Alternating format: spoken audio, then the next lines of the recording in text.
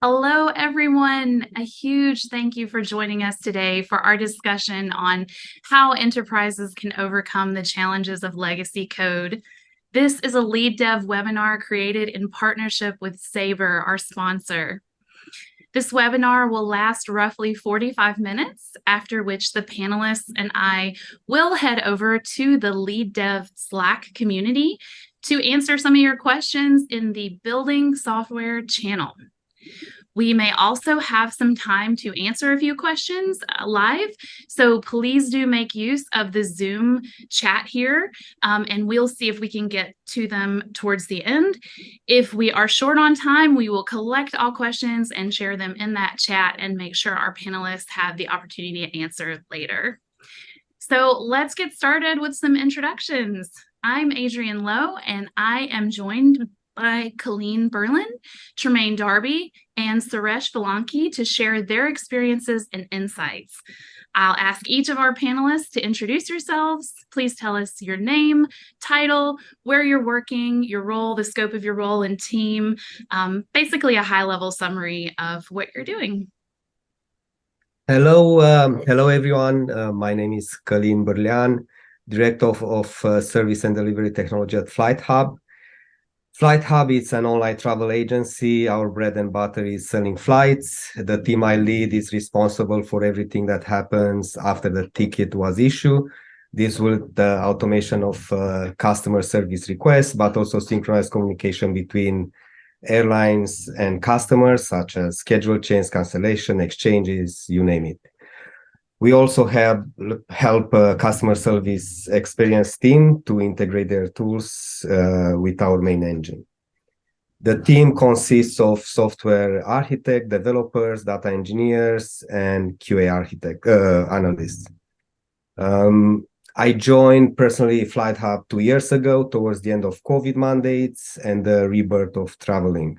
As you can imagine, during COVID, our focus was to survive and to deal with all the changes and challenges introduced by all the cancellation and all the evolution of the airline industry. The code base was not necessarily given much love. And unfortunately, also a lot of technical debt was introduced during this time. On top of that, a significant part of the team that work on the code left for other opportunities during these times. I believe in the last 2 years, we managed to deal with all these problems, and I'm curious to see how other people are dealing with this. And also, I'm more than happy to share my experience and Yeah, that's it for me.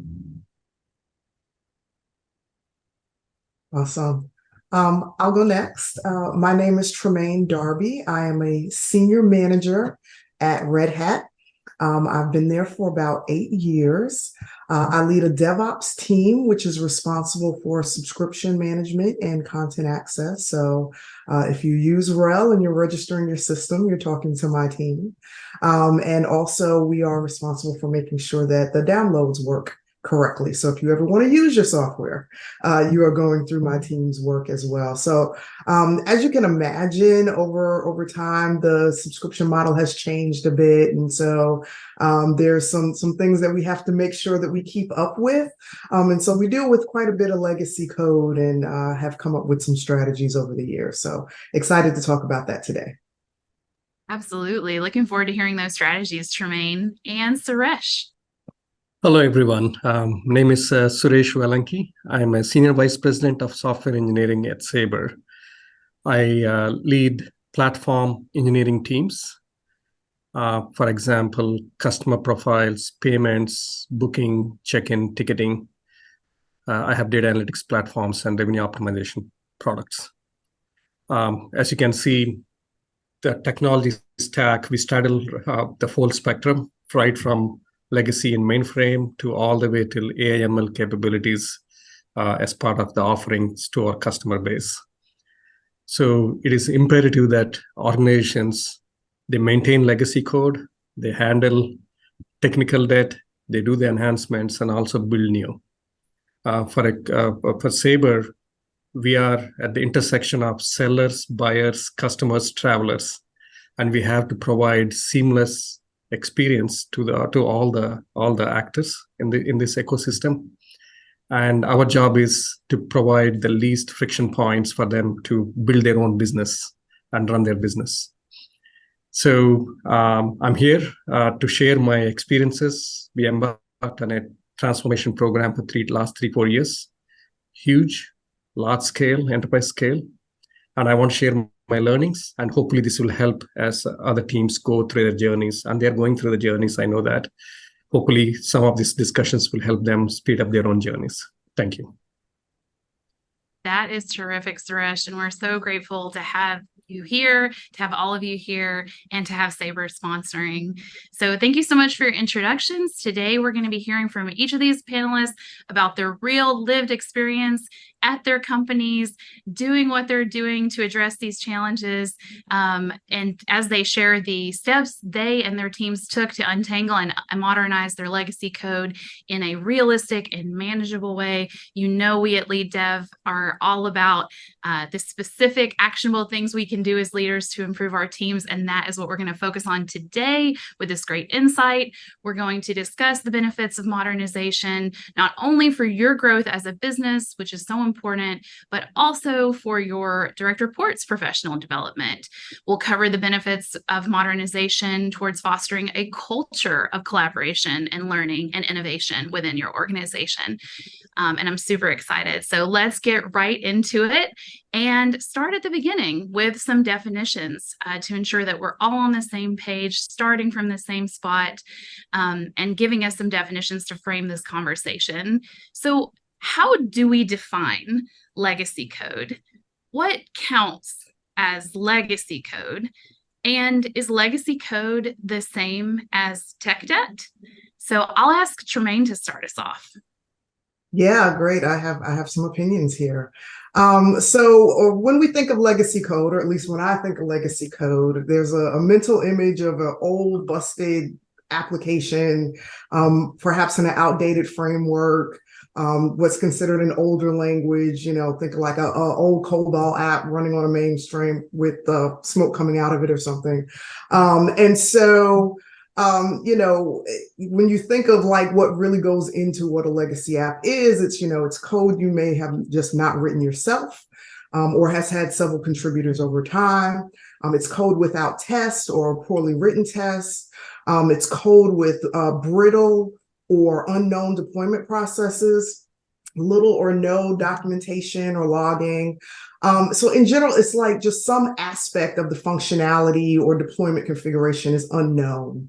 A legacy app doesn't necessarily have to be broken. In fact, it's usually the workhorse, like it's the one sitting in the corner that's been running for years and is doing what you need it to do.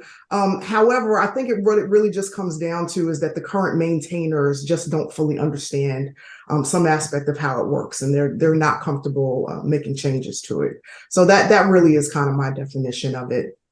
As far as whether or not, tech debt versus legacy code, I feel like it's more tech debt is what you do to move fast in order to get things out there, right? You might have to do something, a customer may be asking for a feature, or you want to basically differentiate your product in like just a fast moving market. You need to address that tech debt in order to prevent your application from becoming legacy, right? And so, you want to make sure that you just kind of stay on top of those things. So it's a little bit different, but legacy code is what happens over time if you don't keep up with that maintenance. I agree with Tremaine's definition. Again, the key here is time access. So when developers develop their code, they deploy it, it is actually current. And then how fast we get into the marketplace, what shortcuts or what kind of design decisions, what kind of tools, languages, versions we use to deliver a capability to the marketplace, that is current. But as the time, on the time axis, as we progress on that becomes unmanageable. From a maintenance perspective, we'll be having, let's say, version sunsets happening. And all this work which we have to do to catch up on the currency of a particular application, whether it's a software currency or a design currency. That is tech debt. So it's not mutually exclusive. It is actually an evolution of a legacy code, and the maintainability turns into tech debt, which we need to address.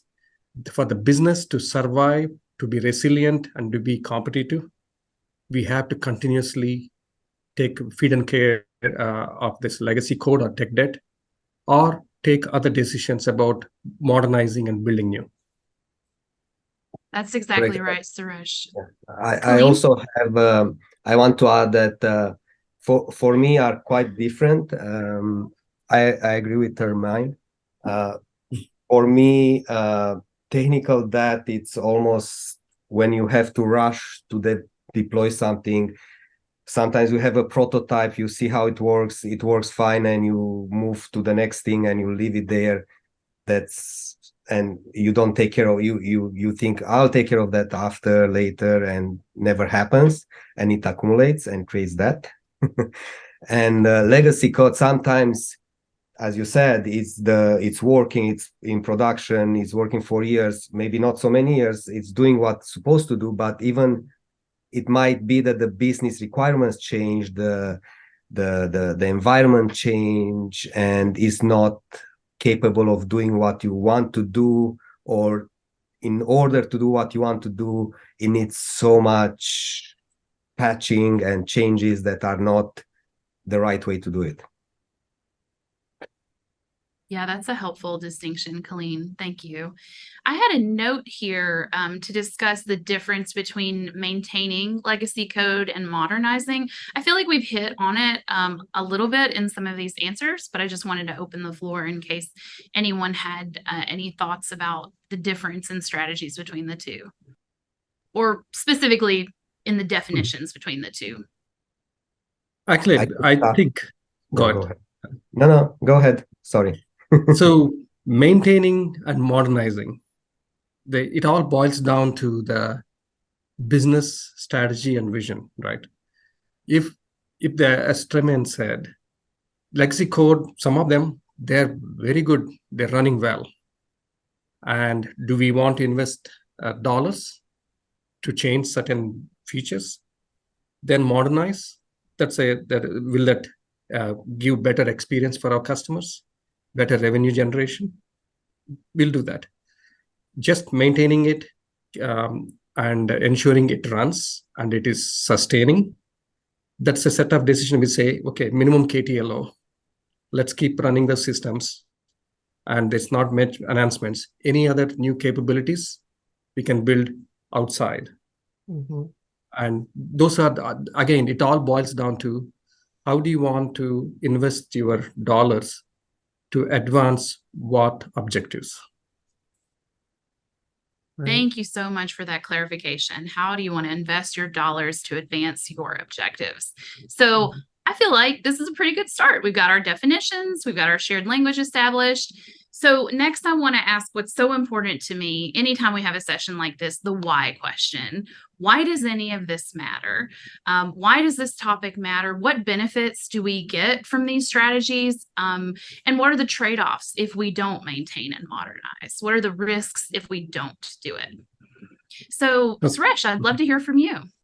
Okay, thanks for that. Actually, some of these items have already been covered in the current discussion, but primarily, as we look at the time axis, legacy code, technical debt, they all manifest into systems reliability, the resiliency of the overall application stack, scalability. I would also add engineering velocity. Is it pulling us back, the technical debt on the legacy code? And then something called maneuverability. Our business wants to change, our customers want to change, they want to bring new capabilities, but is the legacy code, along with the technical debt which we are carrying, does it allow us to change quickly, be agile? So then the second aspect is the people aspect, which is, do we have the people who know how to code in those languages or work with that technical stack? Business wants to modernize quickly. So is it pulling us back? If we want to use, everybody is now want to use AI, ML, Gen AI. Is our systems design architecture capable to adopt and extend using those technologies? On Sabre, we have a lot of code on the mainframe. We embarked on for the last 3 years to migrate functionality off the mainframe, but we're using microservices on and then moving the applications to the cloud, where we are able to respond to add new capabilities using AML. Then what do we get, right, by doing these enhancements? Actually, I would say we'll get optionality of, okay, going when we moved from legacy infrastructure and ecosystems to the cloud, we automatically addressed a lot of tech debt. We upgraded our, let's say, for example, Java versions have to be at a certain level. Database patchings, we caught up extensively in multiple versions we patched up. Then we went to microservices architecture. We are able to do security scans on the fly through automation in CI/CD. Previously, it has to be a one-off exercise. We have to do that. So a lot of, let's say, pros as we migrated. Then in this process, on-prem data center data processing costs and cloud compute costs are 50%. So there are a lot of benefits. The maneuverability was, we increased that. Optionality has increased, where we can expand our business and also lessen the burden for our customers. Kellen talked about disruptions during COVID, a lot of exchanges, etc. We invested a lot of capabilities, provided them as digital services, so that last 3 years, the main focus, we put a hold on other things. We focused on what the customers need by providing these capabilities. And scalability we get by moving to the cloud. We don't need to worry about building new servers in the on-prem centers, data centers, and waiting for them. So business, customers benefit, Sabre benefits, and overall the experience, what the customers face, it's pretty much smoother. And if you don't do this, we lose our customer base. Our revenue will decrease, unhappy customers. A lot of what I call, because of scalability and tech debt we have, you'll see a lot of interruptions in the service we have. So we want to avoid that. So continuously, we will be focusing on addressing that legacy code, tech debt, and then modernizing. Go ahead, Tremaine. Yeah, I was just going to say, because I've been holding this ever since the beginning. I want to just kind of highlight the velocity aspect that you had brought out kind of early on, because to me that's kind of what it comes down to, right? Because let's think about it from what happens if we don't do this, right? We don't do this, we get a lot of errors out, our customers are unhappy. We're not able to go ahead and get new features out because we're fighting fires. Our developers are being burnt out because, they don't enjoy having to deal with all of these issues and problems, right? Like, so if you think about it from that lens, it's all about being able to move fast. And if you're able to move fast on a more modern application, one that you understand and you know how to deploy and do all of that, you're going to minimize the amount of tech debt you actually create to move fast, which it's an upward cycle. So I think that, if you think about it from there, what do we need to do to move fast? We have to make sure that we address all of these issues. Absolutely. What also I want to add is that the competitive edge that you add if you do it timely and in planned way versus just in a firefighter mode. You Suresh mentioned that they focus on all these changes. I think him and we feel also the pressure from the third party or the services that we try to offer.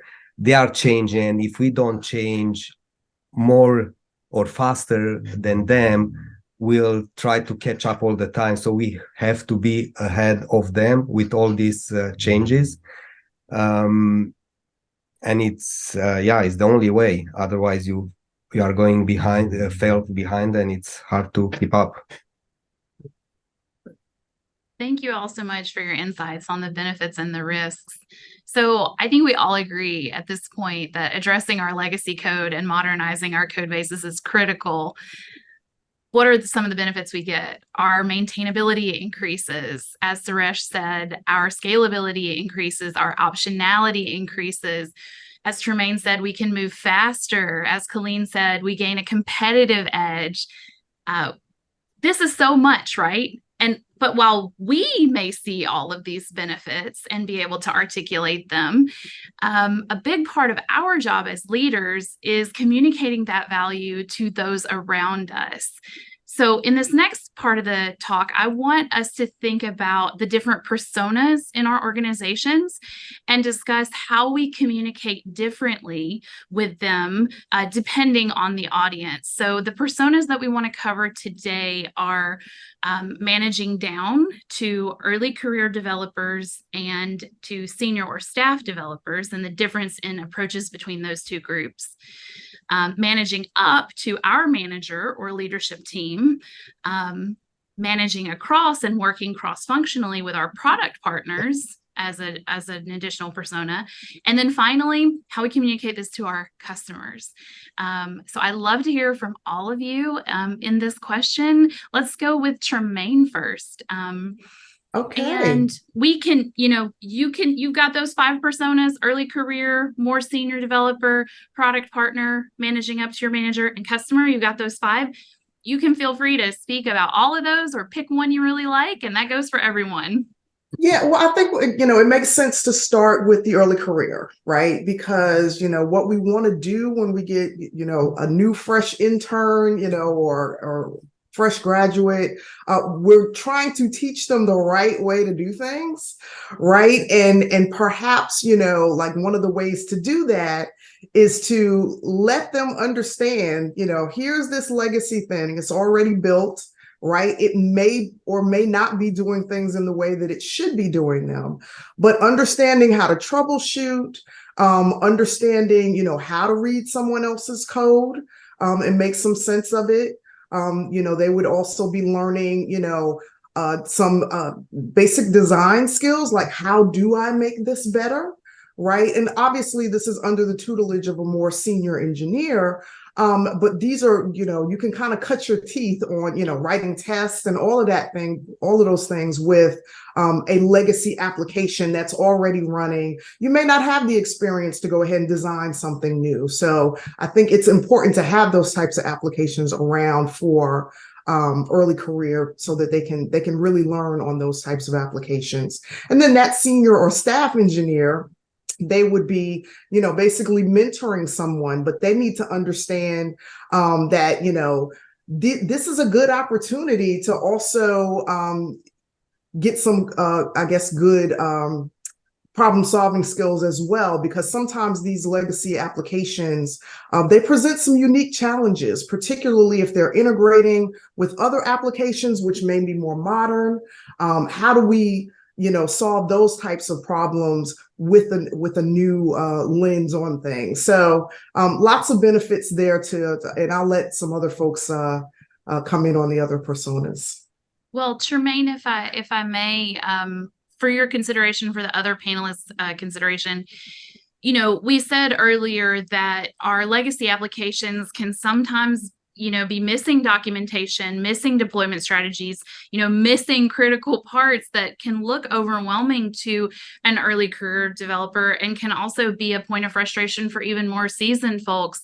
Yeah. We can talk about this now or later as we talk about strategies, but when you're faced with kind of that beast, that behemoth, like how do you make it friendlier or more exciting for developers of any career level? Well, I mean, making it exciting again is, you have to present it as that challenge, that opportunity to, take something and make it better.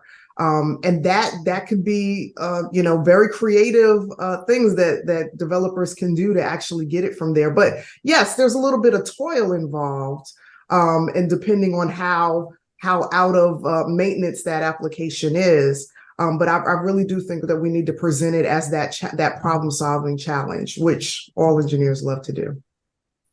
Yeah, I agree. Yeah, engineering challenge. That's what will get them excited. Yeah. The way, whether it's early career or senior staff engineers or technical managers, there is the way we look at it is you step back and say, okay, how does a business make money? And what is involved in that? Whether it's a legacy code or new set of applications. And then the challenges of legacy code, they were prime in the time in their when they were developed, delivering commercial value, revenue, etc. to the customers and performance. So they're not bad. First thing is you need to tell the engineers, legacy code doesn't mean it's a bad application. 100%. And that's the main thing. So we give the engineering challenge. We let them unravel and build the capabilities so that which will help us actually modernize. Once you unravel and document and put a plan, we also give them we show them the roadmap about training to get to the new stack. So it's not just about working only in legacy. Mm-hmm. While working and decomposing it, in Sabre, some TPF engineers, we trained them in Java, then we trained them in microservices. And then when the time came to move to the cloud, we trained them in cloud skills. They got cloud certified. So that journey, when we show them, they know how to take a from step A to move to step B, going through this training, the curriculums. And as Tremaine said, they had to cut their teeth by working on the current application and then experimenting with the new technologies they're learning. And so that they will do well by migrating to the end state. So the journey, we need to paint that picture. We need to provide them the tools as leadership. We need to give them the tools for them to be successful. Absolutely. Yeah.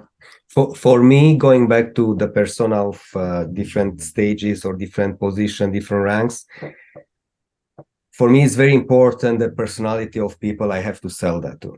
Like some people, some developers in early stage, they want to dive in the legacy code and see how it's working, learn from that, be curious and come with solutions to that. Others, they completely disregard that. They want new technology, new approach, new way of working. And it's kind of the same with any level. Some seniors, they like the legacy code, they master it, they want to be able to add to it, to maintain it, not to modernize it. Others, they think this is all, we have to move forward. So you have to, in order to sell it, you have to understand who's your buyer. and many times for a new developer or an early stage, what you have to bring in is like, if you dive in this, it's not about the code that everyone can understand at one point. It's about you understand the business.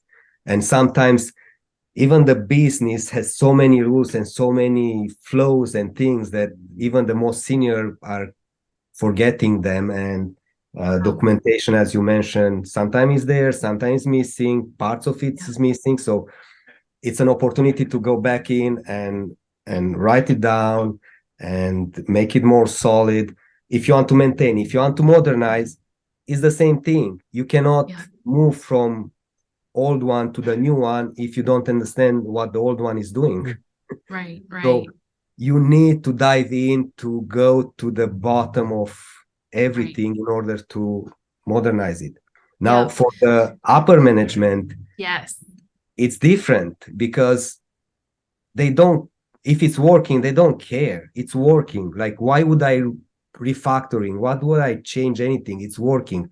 It's doing what's supposed to do. So my approach is a little bit different. It's benchmark on how fast it is, how much time needs to implement new features that we want to versus a newer version, how much it costs us in our reputation, how much it costs us to deal with the customer, with the end up customers, because it's failing here and there, and we have to change it.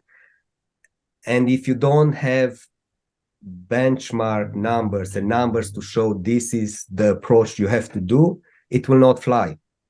It's not just because it's modern. Nobody, not that nobody cares, but they will not care about how modern it is as long as it does the job. You have to make the case for it. Absolutely. Correctly. And let's not lose sight of who we're building these features for. I mean, the customer is the one at the end of the day that has to use this. They need it to be available. They need it to be, extensible. They need to, if they're requesting new features, they need you to be able to build on top of what's there. And so the value of addressing this legacy code is to be able to address the needs of the customer at the end of the day.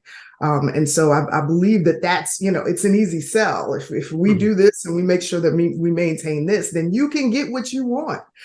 Absolutely. Everybody wins. It's interesting you say that, because I'm realizing that our customers are different customers. Yeah, that's one true. is B2B, one is B2C, so yes. But the customer is the customers. We have to make the customers happy. That's bottom line. The way we'll be successful. The way we'll be successful is we bring them on the journey. So when we Colin talked about they have to decompose. What I tell my teams is reverse engineer. It's still reverse engineer so that you can deliver better outcomes, better design for the modernization. So reverse engineer, forward engineering, and then the design well. This, we have to work with the product partners to say, these are the new capabilities we can build based on the new baseline we're getting to. And then let's bring along the customers on this journey. Let them test together. Let us do POCs together. For example, one of the examples we have is we used to have multiple data lakes in Sabre before the migration to BigQuery in Google. So having all the data sets on the one data lake, BigQuery, we are now able to let's say implement with less toil, quick POCs. We showed a feature to customer, and they loved it. We are able to, because of the automation, we pushed the product into production within a week. That's excellent, Suresh. I think that's exactly what we want. Yeah. That is terrific. Thank you all so much for your insight on how we speak differently to our different customers and our different partners. Let's take a moment to thank our session sponsor, Sabre, a global innovative technology company used by over 1 billion people around the world. Suresh, can you please tell us a little bit about Sabre and about your personal interest in having this panel? Yeah, so Sabre is, I would call it the intersection of travel industry. So we provide distribution and airline IT capabilities, and then other ancillaries, service like revenue optimization, data products, etc. So for us, maintaining legacy, modernization, and building new capabilities, we do these things in parallel. It's imperative we have to do this in parallel. Like Callan said, we have to catch up. We have to be ahead of what the customers are thinking they will need. We have to make the journey for the customers to run their business very seamless. So we are at the heart of this travel ecosystem, providing all these solutions. And as the technology landscape is evolving, we are also providing intelligent retailing solutions using AI/ML. So whether you take air travel, hotels, car, trains, working with agencies, corporate travels, trying to book through Sabre, and then airlines as suppliers providing information, we're hosting them. We are constantly modernizing our systems, and then for OTAs to consume our digital services so that they can provide better capabilities to their customers. This modernization will allow us to experiment, innovate faster, and we want we want to be in the middle of this ecosystem providing value. So my interest is having all different types of systems within my portfolio. How do I constantly keep my teams engaged and delivering value? By the word I will use is evolution, constant evolution. People think innovation is just one piece of new feature. For me, innovation is within existing systems with new systems, new capabilities. So it's a constant evolution, which will get us to the resiliency and the growth we are looking. And I want to share that journey with these teams. We're so lucky to have you here sharing that journey. I'd like to hear a bit more from you and the other panels about your comment about that constant evolution and building in parallel. Can you tell us a bit more about how you maintain legacy, do modernization, and build new capabilities in parallel, and the trade-offs that you experience as you do these things? Yeah. So when we look at any company, right, if we have fixed investment dollars and we look at, okay, business case, strategy, vision, depending on where we want to focus within a given year, sometimes the legacy systems or applications will run on KTLO, keep the lights on, while we go move the investment dollars to, okay, modernize or build new. So as we focus on maintaining legacy, we will be reducing the focus. We'll be putting more focus on innovation.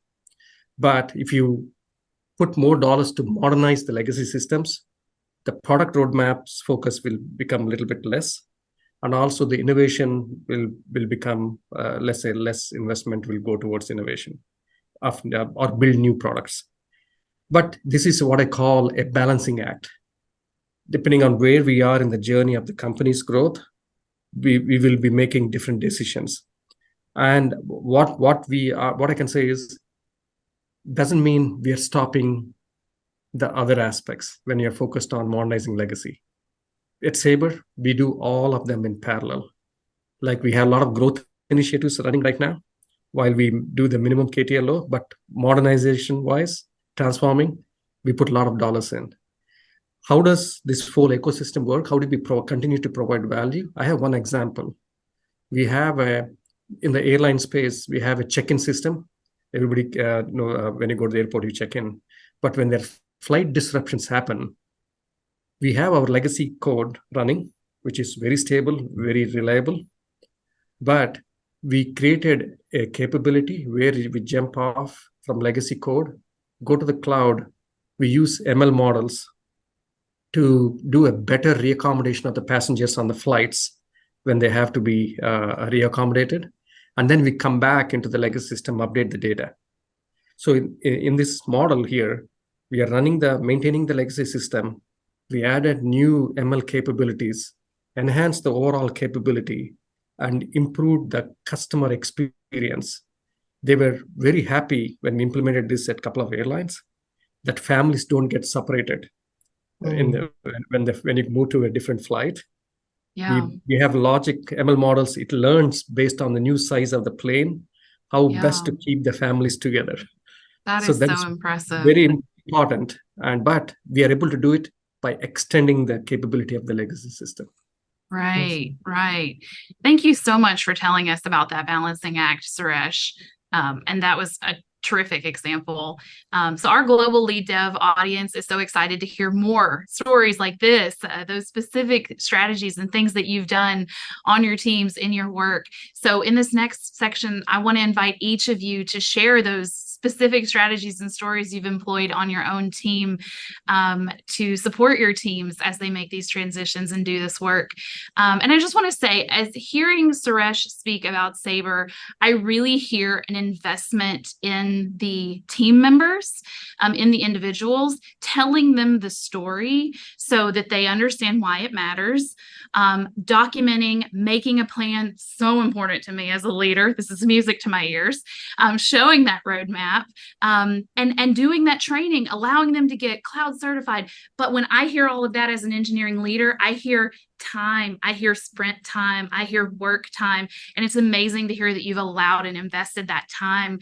So that's an example. Other things we may have seen in our industry are devoting an entire sprint to this work, or a group of developers to this work, or, a strike force team to this kind of work. Do you agree with those strategies? What are the upsides and downsides? What have you actually done? So I'm going to open the floor. Let's hear from Tremaine to start.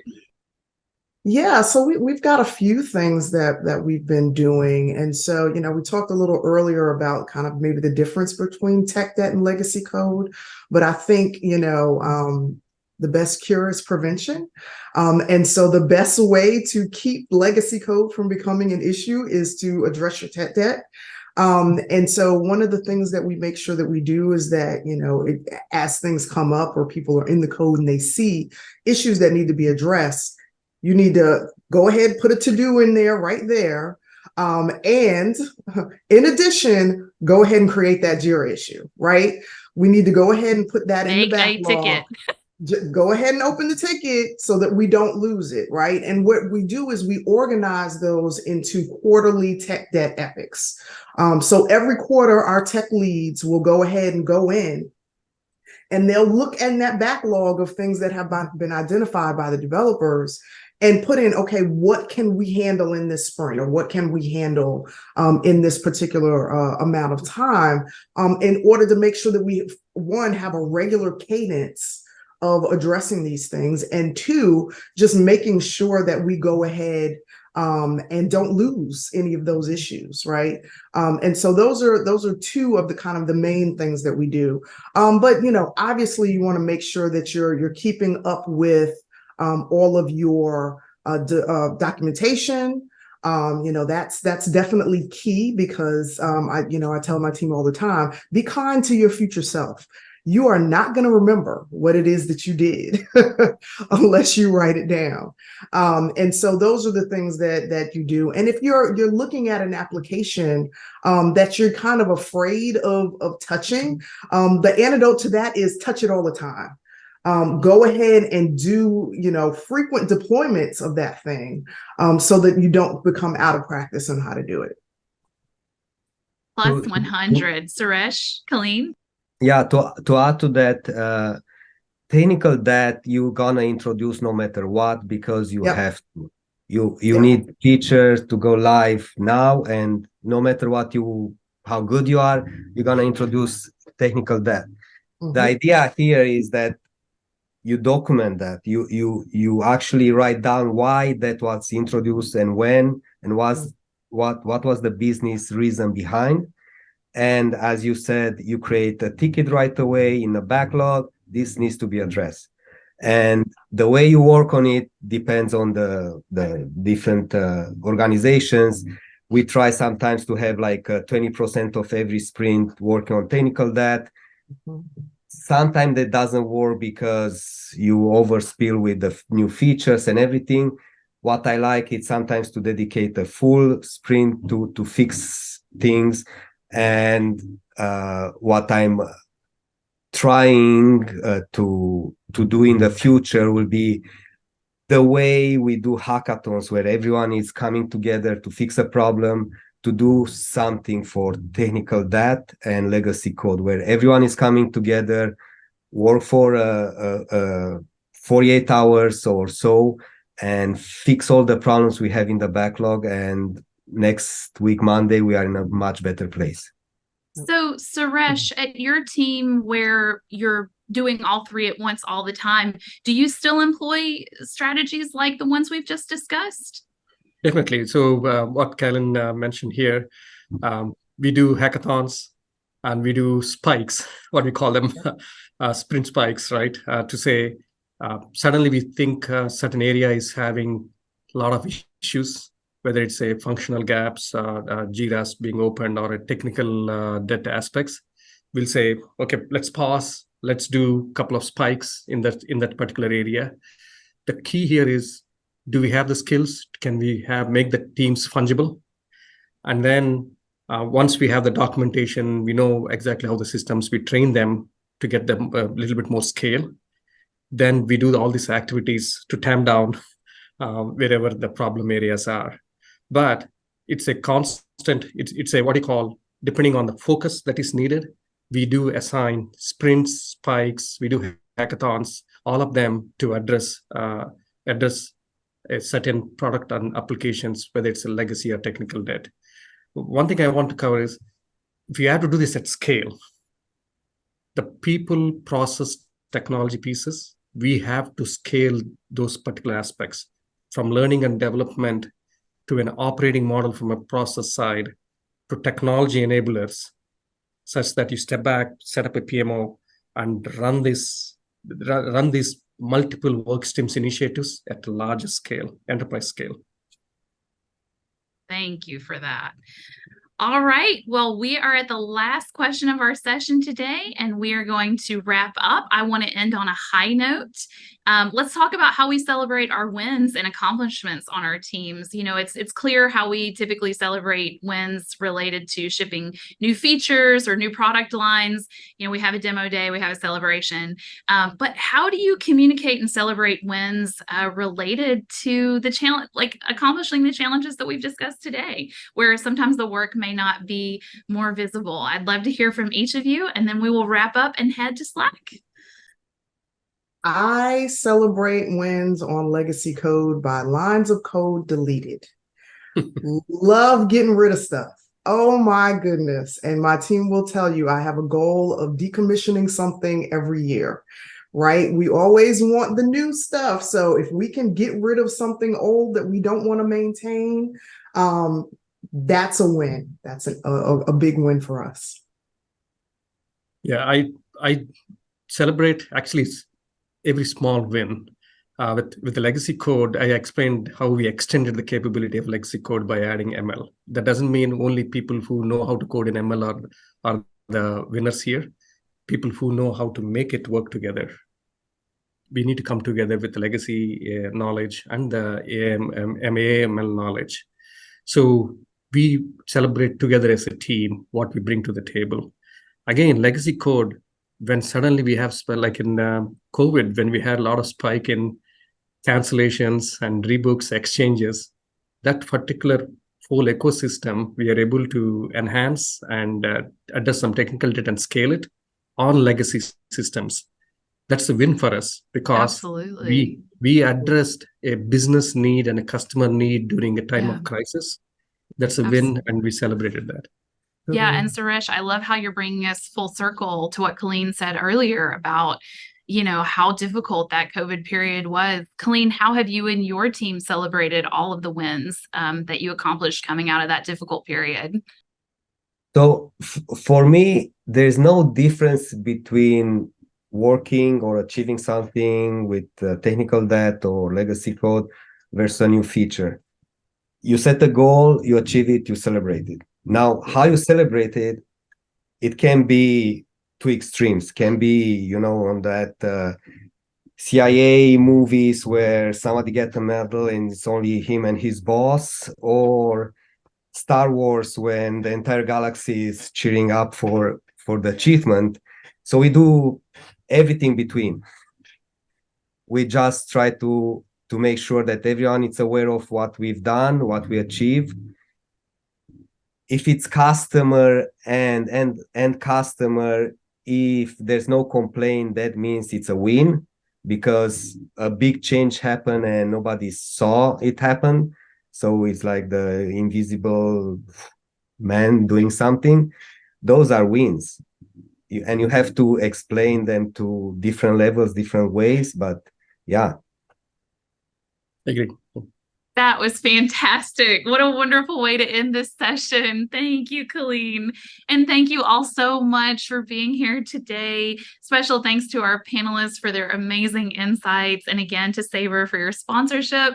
Let's all head over now to the LeadDev Slack, to the #building-software channel, where we will get those questions answered with our panelists. We're all going to hang out for a little bit. And thank you all again so much. This was fantastic.